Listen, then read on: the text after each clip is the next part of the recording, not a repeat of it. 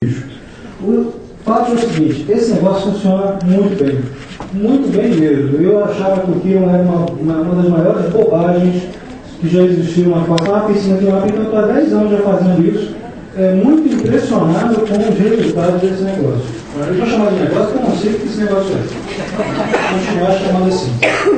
Então, mas antes de começar a ficar preso, né? Preso porque o Kiron ele sempre representa uma espécie de prisão a uma dor crônica, a um problema crônico, tanto pessoal quanto coletivo, tanto imaginário quanto físico. E quem diz que imaginário, uma coisa imaginária, não é concreta, ela é super concreta. Eu costumo dizer que a matemática é a maior das alucinações, porque o número não passa de um conceito. O que é um número senão um conceito abstrato, super abstrato? Mas é uma coisa que funciona com a beleza, né? Eu acho que a astrologia ela é bem assim, ela funciona bem desse modo. Então, falar de astrologia misturada com ecologia, certa vez, em 1992, um mestre meu, Paulo do Bock, já falecido, ele resolveu inscrever a gente tinha uma escola chamada Astrossíntese. Ele resolveu escrever a gente na época 92. Eu falei, isso tá maluco, eu não vou nesse negócio, o que a astrologia tem a ver com ecologia? Eu não vou saber nem falar. Né? Bom, eu tinha 22 anos. Eu não tinha, não que as pessoas com 22 anos hoje sejam tão bobas quanto eu era. Mas a astrologia tem tudo a ver com isso, absolutamente tudo. É simples, é só você observar as origens dela. Você vai atrelar o ambiente, a alma. Tem o mundo, as coisas, os objetos, a natureza tem uma ânima mundi. E até antes disso aqui, da Revolução Copernicana, da Revolução Científica, antes do Iluminismo, durante toda a Antiguidade, durante toda a Idade Média, até o Renascimento, especialmente no Renascimento, você enxerga essa relação direta, ela não é indireta, não é um achismo, ela é uma relação empírica entre um movimento celeste e uma coisa que está acontecendo aqui, sobretudo clima, saúde. O que é clima e saúde? Qual é a relação entre essas duas coisas? Gente, se você mexer no clima e você não tiver mais como voltar à forma original, não puder oferecer a esse mexer uma resiliência, que é esse retorno ao estado original, a sua saúde vai para o beleléu. Acabou a sua saúde. Saúde, clima, ecossistema, está tudo interligado. Por que a gente vive com doenças endêmicas hoje? Por que a gente está cheio de fibromialgias hoje? Por que tem tantas doenças, aquelas doenças autoimunes, tanta coisa difícil de curar, a gente não sabe exatamente por quê? Gente, tem todo um processo secular, eu diria, não chega a ser milenar, porque é um negócio que não passa de 400 anos, mas 400 anos que estão esculhambando com todo um processo que a gente chama, aliás, eu vou tomar um termo emprestado do Fernando Fernandes, que vai falar daqui a pouco, escreveu isso no livro. Uma coisa que a gente esculhambou foi o pacto que existia com a natureza. A natureza e a cultura, a gente tem a mania de achar que são duas coisas diferentes, mas a cultura, ela é uma forma de você lidar com a natureza e se adaptar a ela.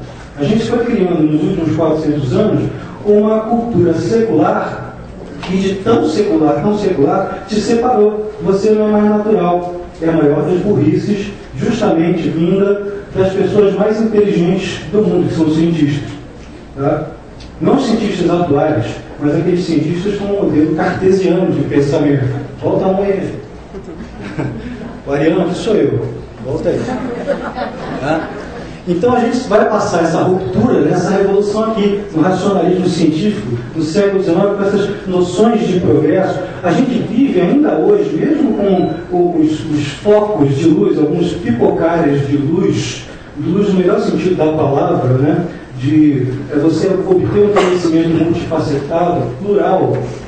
Mas mesmo com isso, ainda temos um ranço terrível de considerar que o que deve ser considerado científico é pura e simplesmente aquele modelo de pensar linear, não esse modelo complexo. A realidade é profundamente complexa e só se tem dado conta com mais clareza disso dos anos 70 para cá. Agora Dos anos 70 para cá. E foi exatamente nos anos 70 que esse cara aqui foi descoberto. Em 1977. A gente estava falando tanto aqui do Edgar Morin, né? E foi justamente em 1977 que esse cara escreveu uma coleção, o primeiro volume de uma coleção chamada O Método. O método ele faz alusão ao método cartesiano, só que ele está desconstruindo o método cartesiano e fazendo uma coisa que é a cara disso aqui, que é a complexidade. Ele está elaborando, ele é um dos papas da complexidade. Né? Vamos tentar resumir uma coisa que é quase impossível de resumir, mas vamos tentar entender o que significa complexidade em termos práticos. E o Kiron é bem essa relação assim, de ambiguidade, de hibridismo, das contradições mais terríveis que existem dentro de cada um e na própria natureza, que é o processo de organização. Você quer ver uma contradição terrível dentro do mapa? Você pega assim, sujeito, aí você pega uma descrição daquelas de computador, aquelas prontas. Você é aquariano. Você é profundamente racional, inteligente, rebelde, insensível, frio. Aí você pega, você tem ascendente em câncer, você é sensível, emocional, você é uma pessoa acolhedora. Quer dizer, você tem as duas coisas. Você tem as duas coisas, quer dizer, você tem muito mais do que isso. Você não só tem o Sol e o ascendente, você tem dezenas, centenas de coisas dentro do seu mapa, de acordo com o método que você queira usar, e que vão se contradizer o tempo todo. É por isso que o computador, quando vai descrever o teu mapa, aqueles textos padrão, que ele vai falar um monte de coisa esquisita. Você vai ler, nossa, que coisa estranha, eu sou assim, nossa, eu não sou assim. E as duas coisas estão dizendo coisas contraditórias, 100% contraditórias ao mesmo tempo. Precisa ter uma outra coisa tão complexa quanto você para poder interpretar você direito. E mesmo assim, jamais vai chegar a você inteiro. Jamais. A complexidade do ser humano é absurda. Tá? É o mesmo tamanho da complexidade do universo inteiro, da natureza toda. E o que é essa representação assim? O bacana da gente entender, vocês vão entender daqui a pouquinho, por que eu escolhi o Kiron para falar e não outras coisas. Eu poderia falar só do Urano, que é muito significativo no processo que a gente está vivendo hoje coletivamente. Mas o que é interessante, porque tudo que ele toca vai experimentar esse hibridismo. Esse hibridismo que vai fazer você encarar essa complexidade. Tudo, onde ele está no mapa, onde ele está no céu, ele vai fazer a coletividade experimentar isso. No seu mapa, essa coisa do hibridismo do Kiron é divertidíssima, porque eu costumo usar um exemplo bem nojentinho, que é o do sapo, né? As culturas, especialmente as culturas ocidentais, elas odeiam, e tem uma repulsa profunda por aquilo que é híbrido. Aí você fala, eu não percebo, claro, falando assim, intelectualmente, a gente não percebe, mas se eu te der um exemplo, sabe o sapo-boi? Sapo-boi, sapão, bonitão, assim, enorme, né? Viscoso, pingando, aquela coisa nojenta, sapo-boi. Um sapo-boi é uma entidade necessária para o equilíbrio do ecossistema. Você sabe disso intelectualmente. Você gostaria de ter um sapo-boi com um bichinho de estimação? Leva um sapo-boi com um bichinho de estimação. Você bota na sua cama, você é cachorro. Bota nojo. É nojo, né? É um nojo desgraçado. Por que você tem essa repulsa? Sabendo que o bicho é necessário, sabendo que o bicho é importante. Você tem essa repulsa porque tem um discurso cultural que é muito mais forte do que o teu ego pensa. A sua individualidade pensa. Esse discurso cultural é que é aquela coisa que é ambígua. Pensa bem, o sapo é um ser vivo, mas ele ao mesmo tempo é frio e é um cadáver. Ele ao mesmo tempo é aquático e é terrestre. Ao mesmo tempo, ele é seco e molhado. Na verdade, é mais que isso, é viscoso. Todas as coisas viscosas, né, são coisas terríveis. O seu corpo, coisas viscosas, não são tão legais assim. Eu não vou mencionar quais são as coisas viscosas. Mas, pois é, porque as coisas viscosas, elas são híbridas. Então a gente repudia. A gente não consegue definir aquelas coisas que são duas ou três coisas ao mesmo tempo. Então a gente tem a tendência a colocar de lado. Isso você vai fazer o tempo todo e nem percebe. A gente faz isso muito. O Kiron vai mostrar isso. Ele é, no mito, ele é definido por aquilo que ele não é.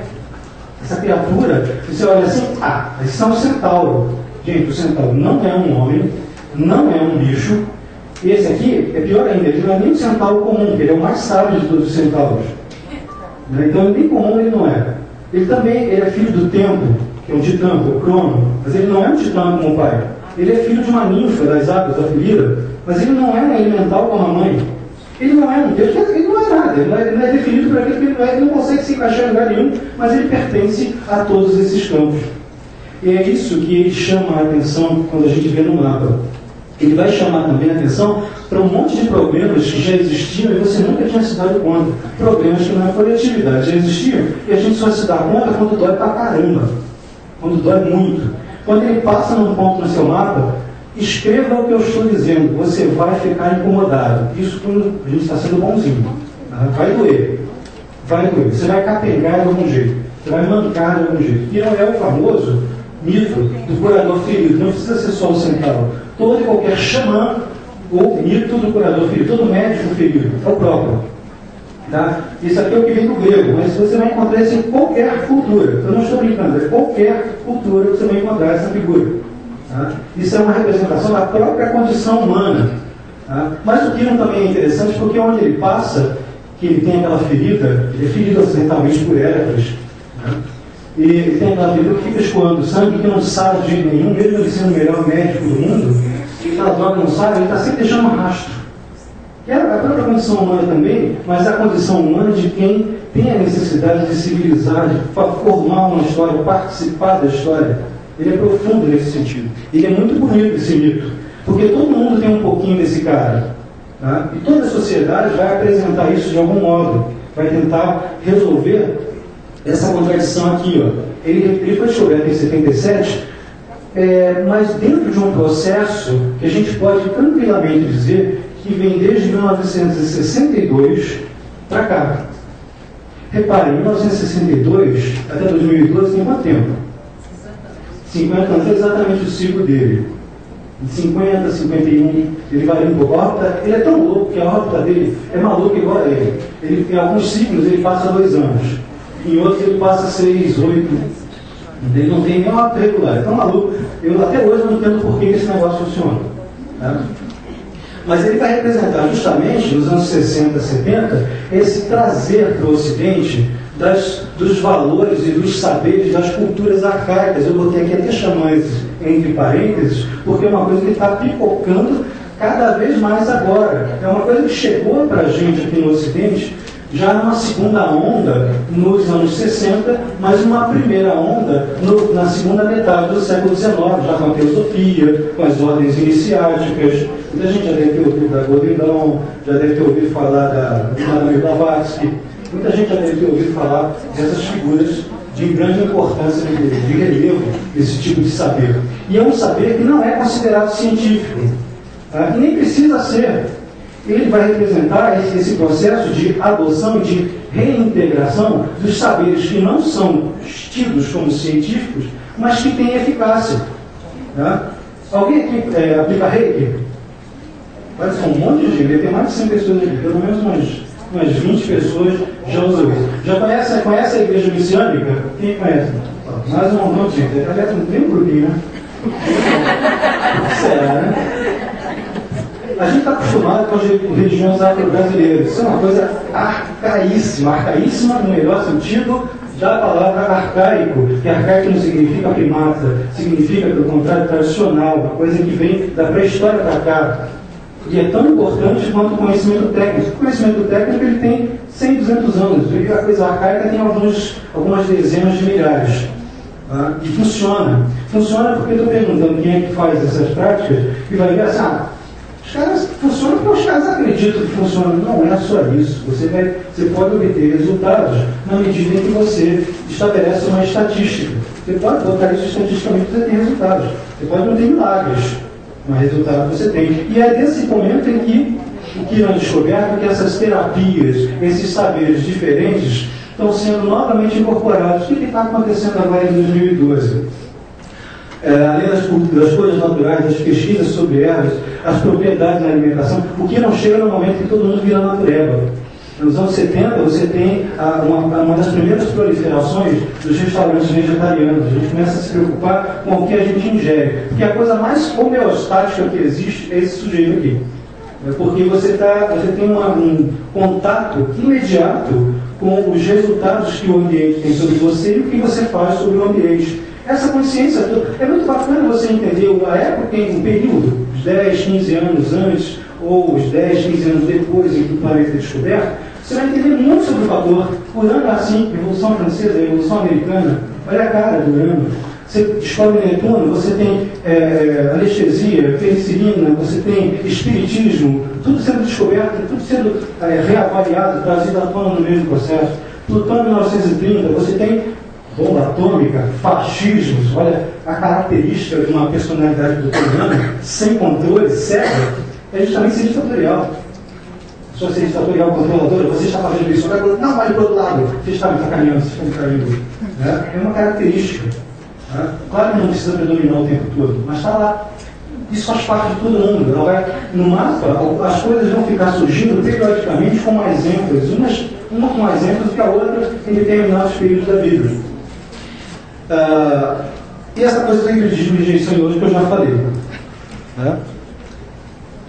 Bom, essas dores crônicas do mundo, eu selecionei algumas. O que não falta neste mundo é dor crônica. É o que eu estou chamando de, mais que isso, um problema crônico. Não precisa só doer. Mas eu chamo de dor porque isso causa mal, causa um mal-estar. É o que o Freud depois chamou de mal-estar da civilização. E o Zygmunt Bauman, que o pessoal que gosta de sociologia aqui, foi chamado de um mal-estar na pós-modernidade, que é esse momento híbrido que a gente está vivendo e que saberes pré-históricos convivem com o computador.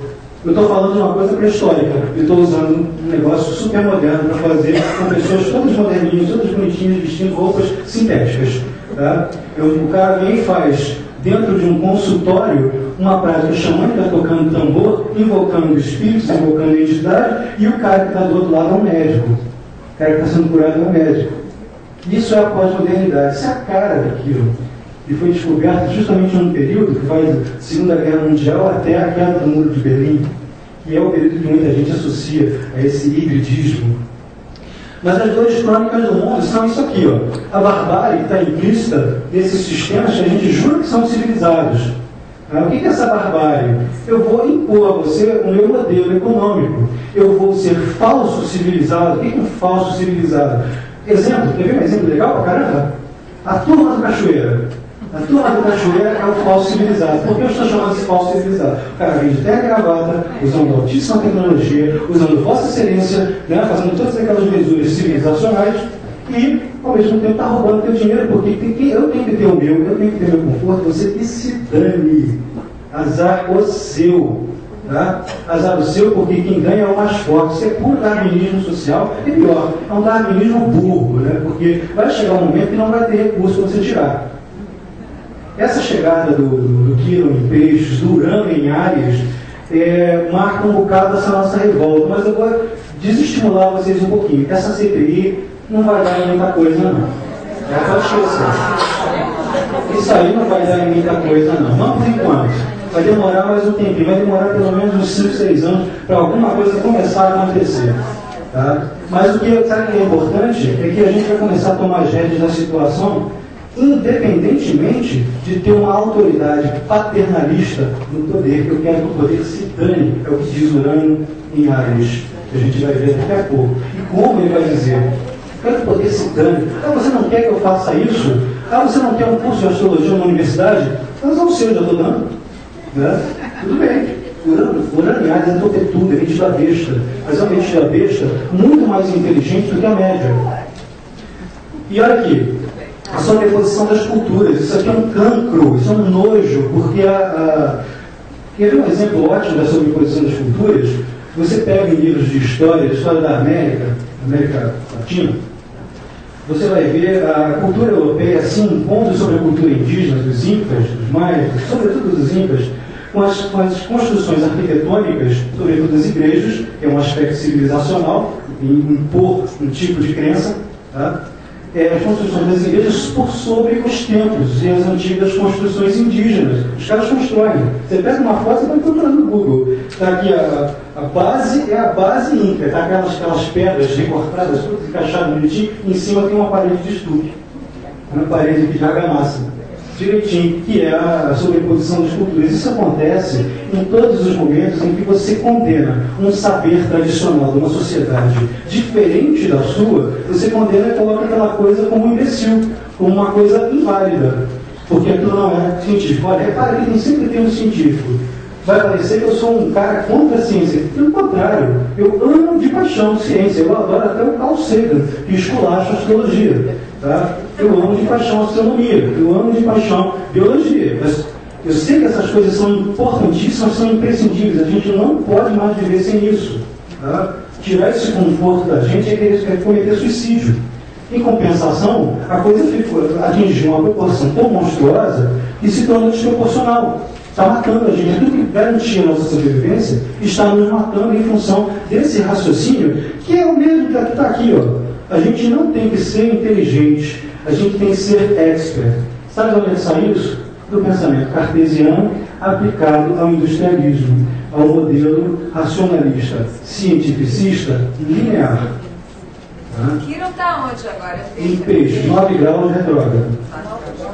9 graus retrógrado. Estou confiando que quem tem ascendente nesse grau deve estar tendo umas dores de barriga meio complicadas aqui. Às vezes dá alergia. Vou chegar lá. Tá? Outro fator, as massas de manobra, massas de consumo, isso tudo é uma coisa óbvia para quem estuda marxismo, capitalismo, mas essa coisa vai além, porque a massa de consumo o consumo é um vício. Se construiu a ideia de que é importante que você consuma, você tem que consumir, senão você... É que nem na cristandade medieval. Na cristandade medieval, se você não fosse convertido ao cristianismo, você estava fora do universo. Você é um nada, você tinha que ser excluído. Então, se você não consome, você é um ET. Merece morrer, né? Sai. Você não pode existir, porque você não está contribuindo para um sistema autocorrosivo. Parece até que eu sou rebelde, mas não, eu sou, completamente. A superpopulação, esses benefícios maravilhosos que a ciência nos traz, que a gente é dependente, completamente dependente, desafiam a longevidade, mas não prevêem ajuste desse crescimento. Isso aqui é óbvio. É só ver o que está acontecendo em tudo quanto é palestra da Rio+20, da cúpula dos povos. E aqui o pior de todos, essa maldita da obsolescência planejada. Eu vou xingar mesmo. A obsolescência planejada é terrível, porque eu acabei de comprar esse computador faz um ano, ele já é capenga, ele já é fechado. E é uma criação de lixo, é um criador de lixo, é igual a criar um mosquito com carniça. É um criador de lixo esse negócio da obsolescência planejada. E por que a gente tem uma dificuldade tão grande de reduzir o consumo? O que não passando nesses pontos, ele desperta para isso. Aliás, ele está passando em cima do meu Mercúrio, né?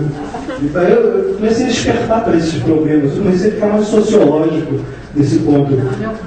A gente fica nervoso com essas coisas, fica irritado. Aonde dói? Dói justamente na tentativa de você expor o seu saber. Olha aí, quem tiver Mercúrio em peixes agora, vai ficar ciente de como é que os seus saberes são considerados babacas. Uma coisa que você diz pode ser considerado imbecil e colocado por escanteio. Você vai ficar revoltado e você vai dar um banho no mané e tentar colocar isso para você. Porque você, provavelmente, com essa passagem aqui, você está acumulando conhecimento a ferro e fogo, a força. Você está sendo obrigado a estudar mais. É impossível alguém não aprender alguma coisa mais com um trânsito desse.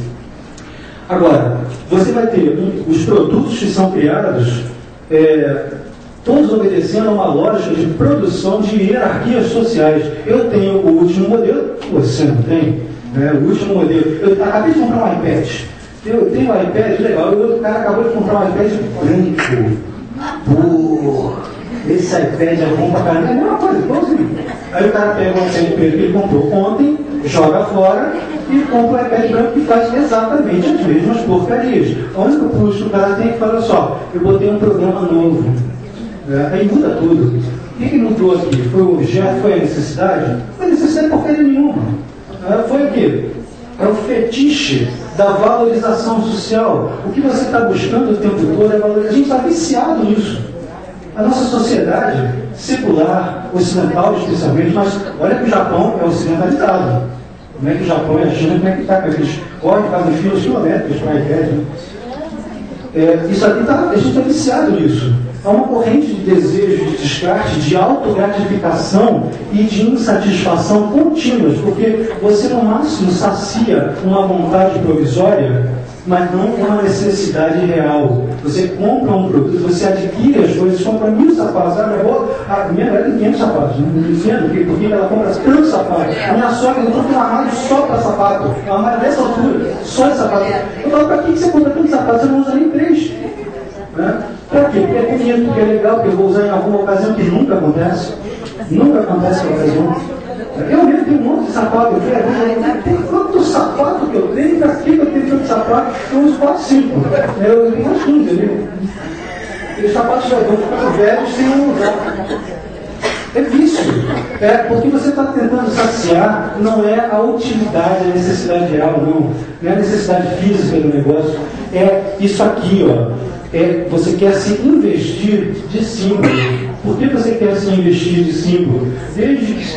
Desde o advento do industrialismo, você tem uma coisa pavorosa que é essa falta de contato com a natureza. Aquilo que eu falei antes, que eu repeti o Fernando, o pacto com a natureza foi embora.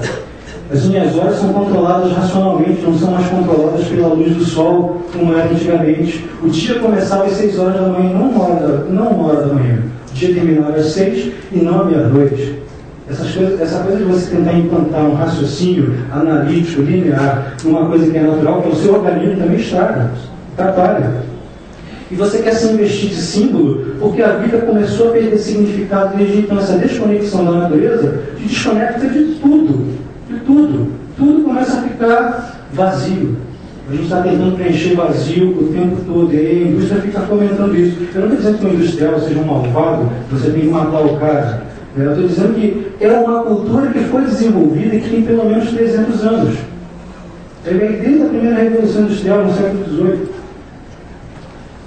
Tá? Essa imagem é bem ilustrativa, né? Só que é uma caricatura, é um exagero, mas o fim de uma hora para como é que a gente vai olhar peixe no futuro? Não verá peixe no futuro, seu alienadinho. O cara está com a iPad na mão.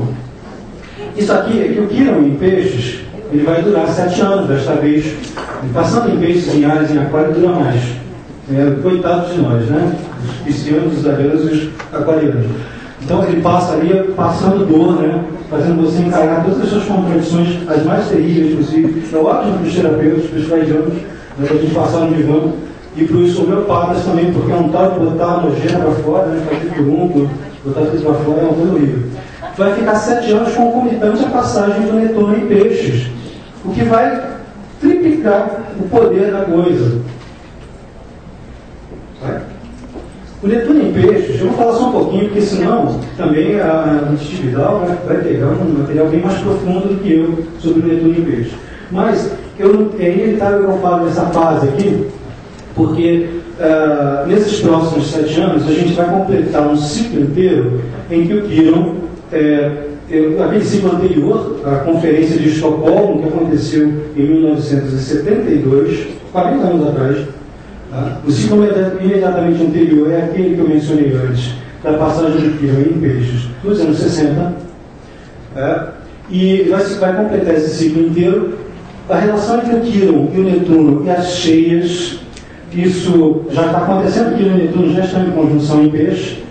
Já está acontecendo essas cheias incomuns, não são cheias comuns. Cheias você tem o tempo todo ano você tem uma época de cheias, mas não como essa que aconteceu agora no Rio Negro. E sabe o que é mais interessante?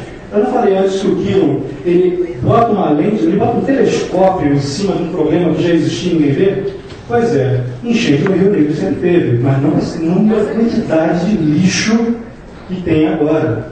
Você já viu? Vocês têm visto os noticiários? Que coisa pavorosa? Isto é só o começo. É lindo? É só o começo, a coisa vai piorar, tá? Estou rindo aqui, mas eu estou rindo de sarcasmo, porque a coisa vai piorar. É de sarcasmo conosco, porque nós é que criamos essa nojeira. Nós não sabemos, mas nós fizemos. E o Kiron ele coloca aquela coisa, você fez. Porque o Kiron ele também é um processo que, nesse intercalar entre orientalismo, culturas arcaicas e a ciência moderna, ele também te chama a atenção para a tua responsabilidade. Você é responsável, eu não acredito na história de você ser responsável 100% pelo que te acontece. Eu acredito que você é 80% responsável do que te acontece. E se eu achar que é 100%, Eu estou lá, na Polônia, e eu estou lá comendo, eu tenho 5 anos de idade, na Polônia, estou comendo minha comidinha, de repente vem um oficial da Gestapo arrebentando a porta, né? Me prende, mata meus pais, vai me bota na câmara de gás. O que eu fiz para isso? Tá? Então eu não sou responsável por tudo. A menos que você queira criar uma outra teoria, mas a princípio eu não sou responsável por tudo, mas por muita coisa. Isso, eu estou falando aqui já, estou fazendo uma comparação com o que ocorreu na Segunda Guerra, mas no presente é assumir a nossa responsabilidade, porque isso faz parte de toda uma cultura. Tem gente que acredita o seguinte: não vai acontecer, não está acontecendo aquecimento global. Eu não acho que seja, mas tem cientista que diz que está acontecendo o contrário, esfriamento global.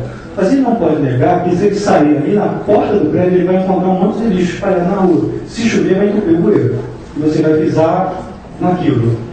Tá? Então, poluição das águas prejudicando comunidades ribeirinhas, isso começa a crescer cada vez mais. Os locais naturalmente vulneráveis, a gente já sabe, vai ter tsunami em algum momento, vai ter cheio em algum momento, a coisa dobra de intensidade. A gente já está vendo um exemplo desse exemplo do Rio Negro. Mortandade de peixes que pode afetar a economia pesqueira. Nos anos 60 aconteceu isso. Teve um boom de crescimento na economia pesqueira, especialmente no Canadá, que eles pescavam bacalhau pra caramba, eram 800 mil toneladas de bacalhau. No final dos anos 60, o bacalhau acabou. Eles tiveram que importar. Interessante isso, né? É uma economia predatória. Ela não repõe. A fragilidade, que são essas epidemias, das doenças autoimunes, das depressões crônicas. Agora, aí começam as coisas boas. Você começa a ter como ver. Essa foto aqui é daquele artista que pinta todo mundo transparente. Esqueci o nome dele, Alex Gray. Tá? Que é uma cara de psicodelismo. Você está trazendo de volta esses mesmos valores do psicodelismo, porque Netuno em peixes e Quirón em peixes vão trazer muito à tona, já estão trazendo muito à tona, pesquisas em torno de drogas consideradas perigosas e ilegais. Pode até ter uma legalização da maconha, como já está sendo sugerido. Pode ter mesmo uma legalização da maconha nesses próximos 7, 8 anos. É claro que você vai usar tudo isso a fins medicinais. E também você não vai usar maconha, porque ele a perna, fuma maconha, porra! Não vai fumar maconha para ter a perna, vai fumar maconha para outra coisa. Não vai nem precisa fumar. Tá? Tem a molécula de DMT, ele falou maconha, não é não. Tem a molécula de DMT, eu esqueci o nome do composto químico, é tão pavoroso que eu esqueci. Mas é bom para dar para filho, assim, não sei o que é mina. Mas é a molécula que muita gente chama de molécula do espírito. É o mesmo fator, bem princípio ativo, que está no LSD e está também no Santo Daime, na ayahuasca, em várias plantas consideradas ritualísticas e medicinais. E essas pesquisas já começaram. Ano passado, eu vi um vídeo que foi feito ano passado em função das pesquisas de um neurocientista que está fazendo isso nos Estados Unidos. Começaram ano passado em torno do Quirón passando em peixe, Netuno em peixe. Exatamente na entrada que começou a pesquisa. Aí isso vai se desenvolver cada vez mais. Então a gente vai ver um monte de doente aí sendo curado e ficando doidão no meio da rua. Muito louco.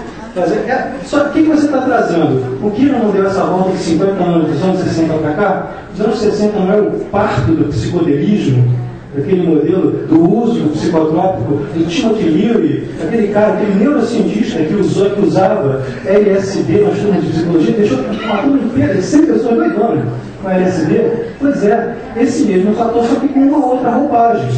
A conclusão de um ciclo produz isso. Você traz a essência, a mesma estrutura, só que com uma roupagem própria para o seu tempo.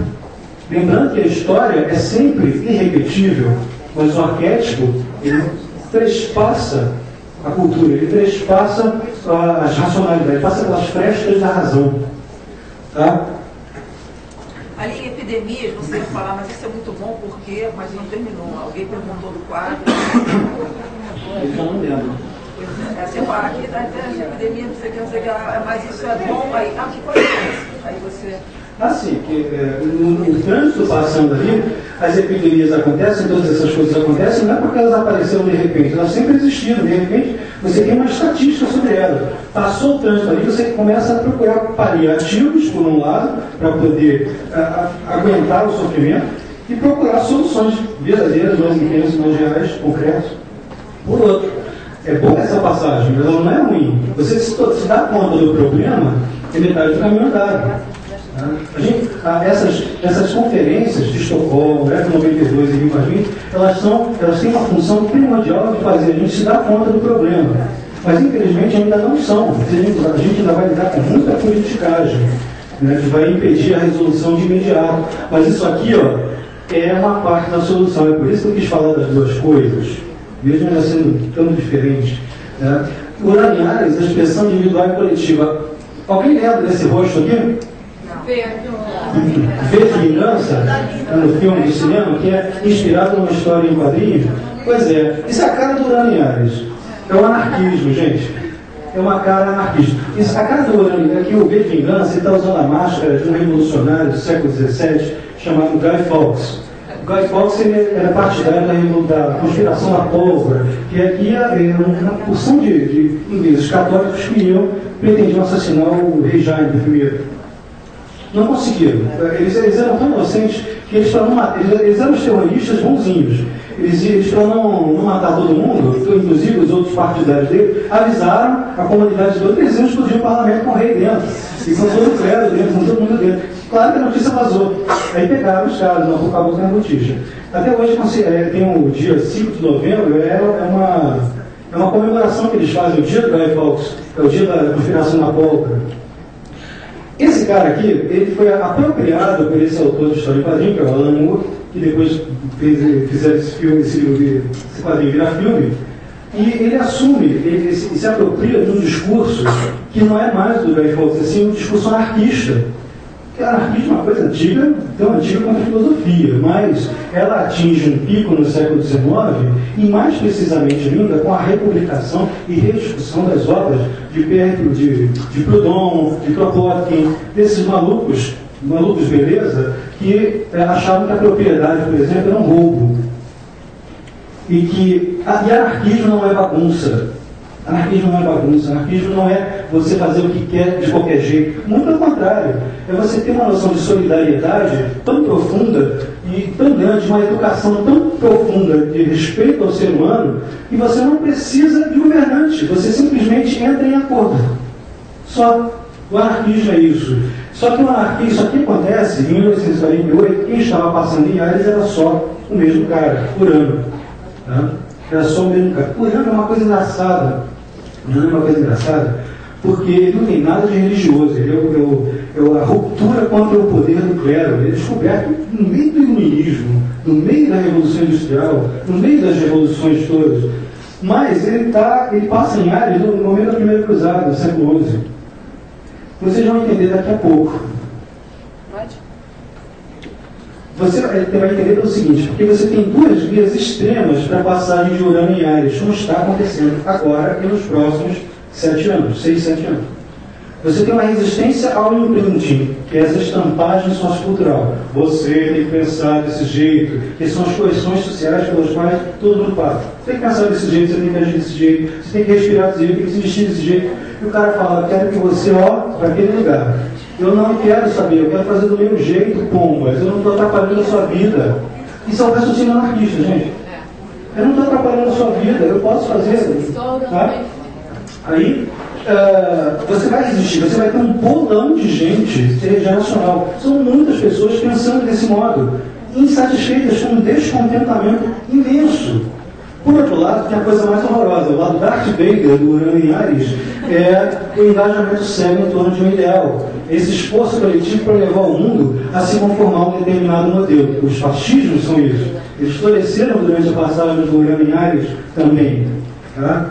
As cruzadas, que são a gente fala assim, nossa, cruzadas, uma coisa heróica. Sim, se imbuía de uma imagem heróica ariana, vamos fazer um bem, vamos fazer uma grande proeza, vamos tomar Jerusalém para o Senhor. Cara, e as outras sociedades? E os outros? Vão atropelar os outros, né? Isso aí é uma parte feita da coisa. E, pasme, você individualmente pode vir a ficar assim. É legal, né? Imagina, você pode se deparar com isso através do relacionamento com os outros. A cara de Urano na transição de peixes para Áries é isso aqui, ó. Eu tenho o V de vingança de novo. Eu tenho que tomar uma virtude, a gente sair do discurso vazio. Urano não é virtual. Você não tem apenas ataque de hacker pela internet. Você tem um ataque de hacker pela internet e tem a convocatória para todo mundo que sair da sala e lá embaixo fazer passeata. E bate, e se alguém vier enfrentar, todo mundo entra numa sintonia coletiva de pensar no mesmo tipo de ideal para poder fazer valer aquele descontentamento, mostrar o descontentamento na prática. Áries é um signo que não é só imaginação, não é só elaboração, ele é prática física e concreta.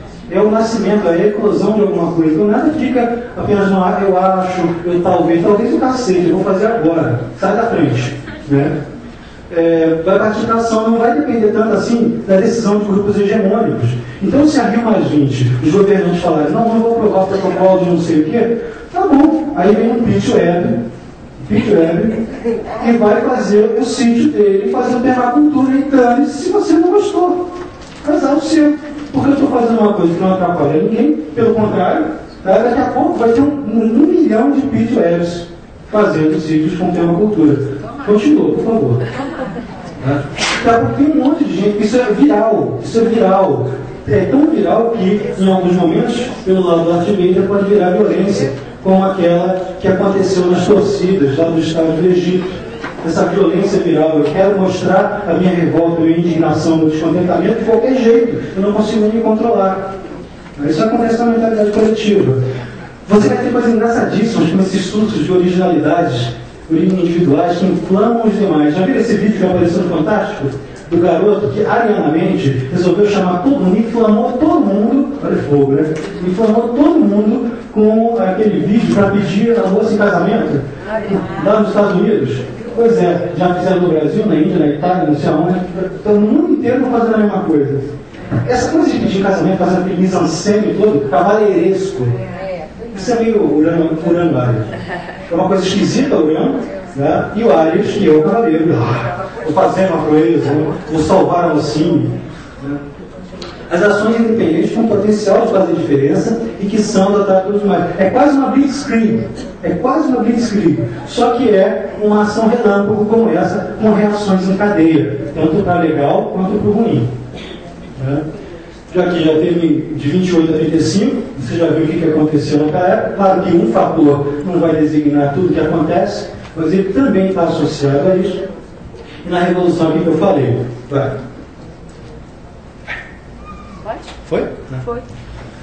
Bom, aqui a gente fala do coletivo. Agora o Urano em Áries e o indivíduo. Então anotem aí quem tem, por exemplo, quem vai fazer aspectos fluentes com o Sol ou a Lua radicais no mapa do nascimento. O Urano em Áries vai fazer aspectos fluentes com quem tem Sol ou Lua em Leão e Sagitário, em Gêmeos ou em Aquário.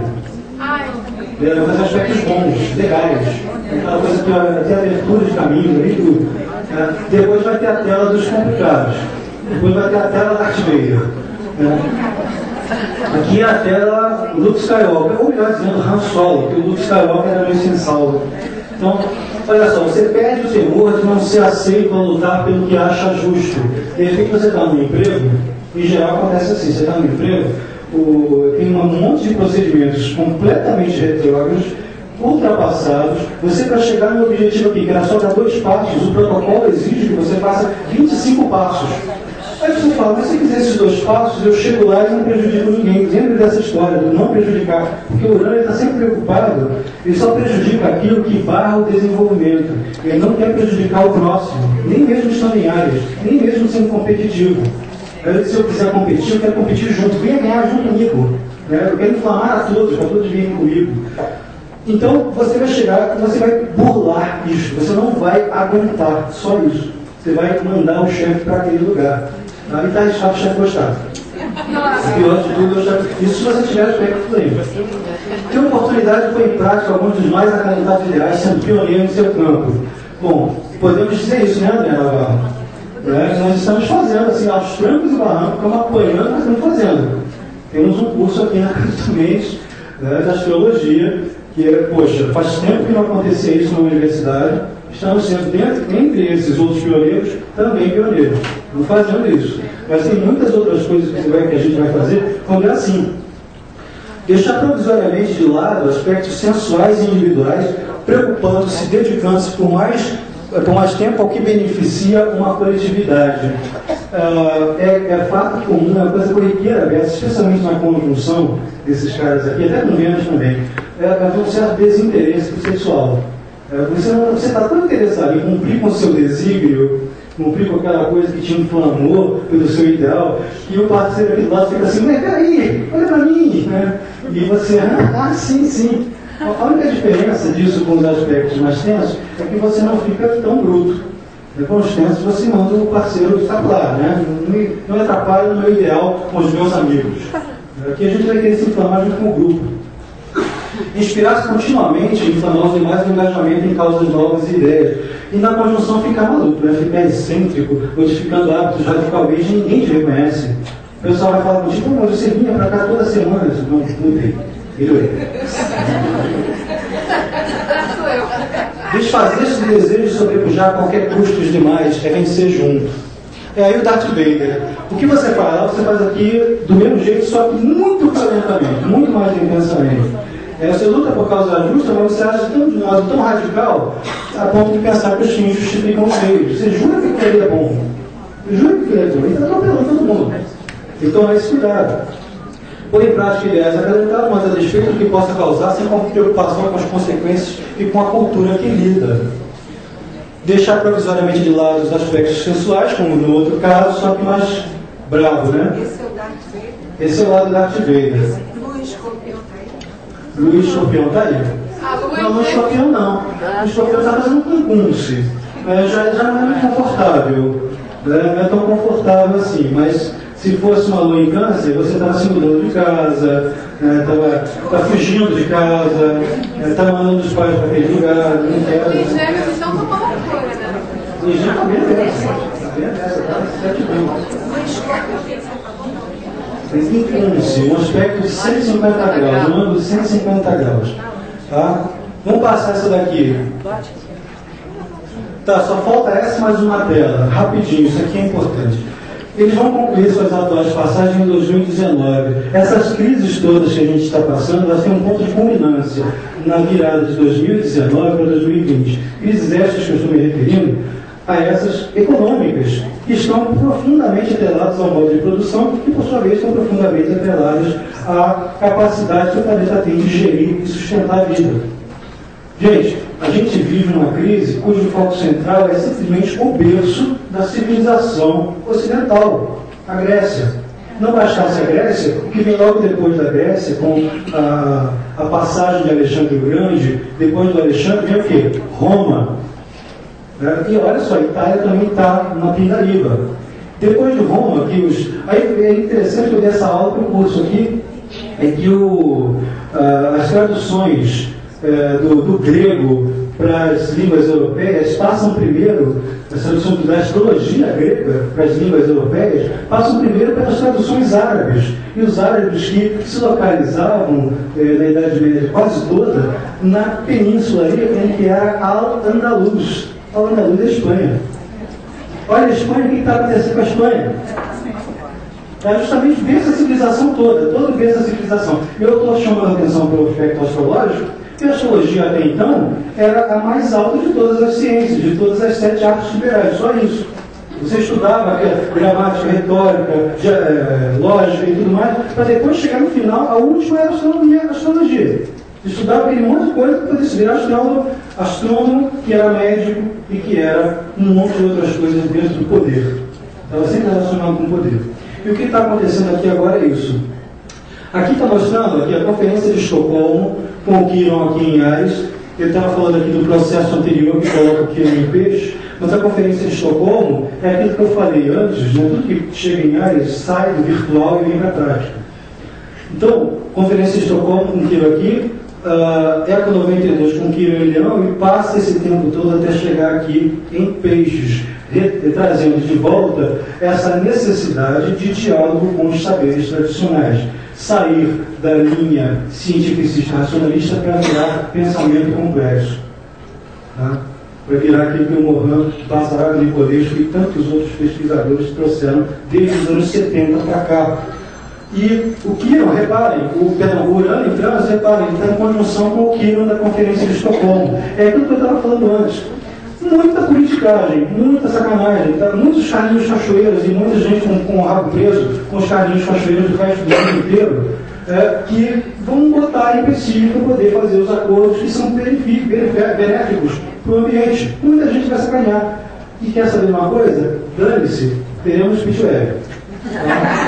Teremos muitos Pitweb nos próximos 7 anos. Muita gente de saco cheio, já que eu não posso confiar no meu governo, anarquista serei e farei do meu jeito. Não atrapalhando a vida do outro. Mas muita gente vai pensar assim. Outros vão pensar que vão fazer revolução, como no Egito. Por fim, isso aqui é a doriforia. Né? A gente até teve perguntando aqui a peça nas aulas sobre o que é doriforia. Doriforia vem de doríforo, que é lanceiro. O termo doriforia é a escolta do sol, se a gente fizer uma tradução mais livre.